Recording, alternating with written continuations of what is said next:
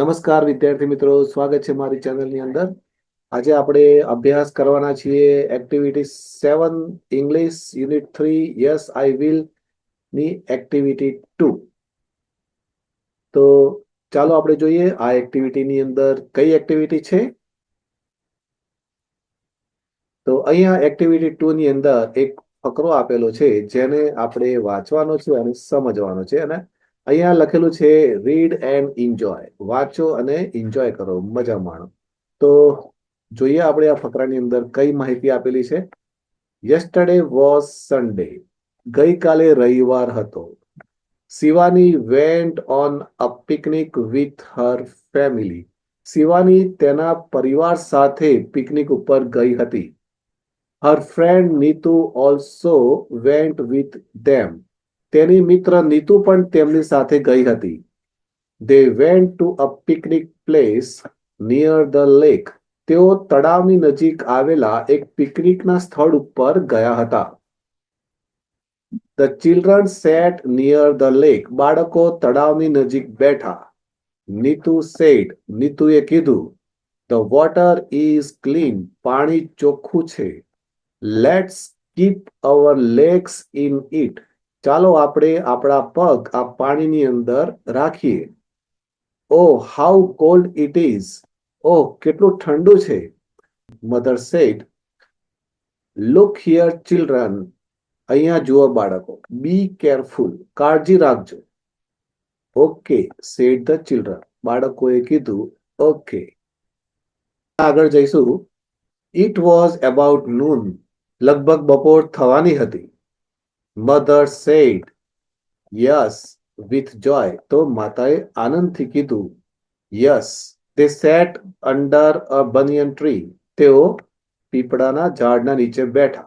It was about 3 o'clock. લગભગ 3 વાગ્યા હતા બપોરના. Father said, પપ્પાએ કીધું, Come children. બાળકો આવો. Let's go for a boat ride. ચાલો આપણે બોટની સવારી કરવા જઈએ. They all went for a boat ride. તેઓ બધા જ બોટની સવારી કરવા માટે ગયા. The children sang the song. બાળકોએ ગીત ગાયું. Row, row, row your boat. તો gently down the stream. Merrily, merrily, merrily. Life is a happy dream. તો આ ગીત તેઓ બાળકો બોટની અંદર બેઠા બેઠા ગાવે છે. In the evening they returned home. અને સાંજે તેઓ બધા જ પાછા ફર્યા. હવે આપણે જે આગળ પેરેગ્રાફ જોયો છે એની થોડી એક્ટિવિટી કરીશું. અહીંયા આપેલું છે કે એ અને બી વિભાગના વાક્યોને જોડો. તો we have to join here A section to B section. તો અહીંયા આપણે એ અને બી વિભાગને જોડીશું.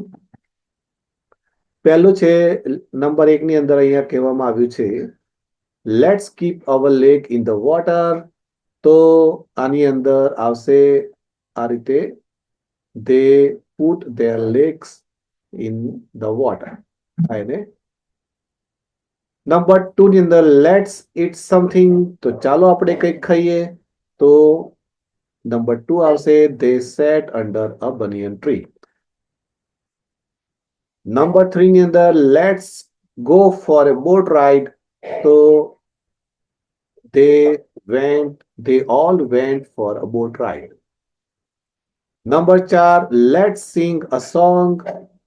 તો they sang a song. તો આ રીતે આના જોડકા જોડાઈ જશે. હવે ઉદાહરણ મુજબના વાક્ય બોલો અને લખો. અહીંયા ઉદાહરણ મુજબ એક વાક્ય આપેલું છે એ આપણે લખવાના છે અને બોલવાના છે.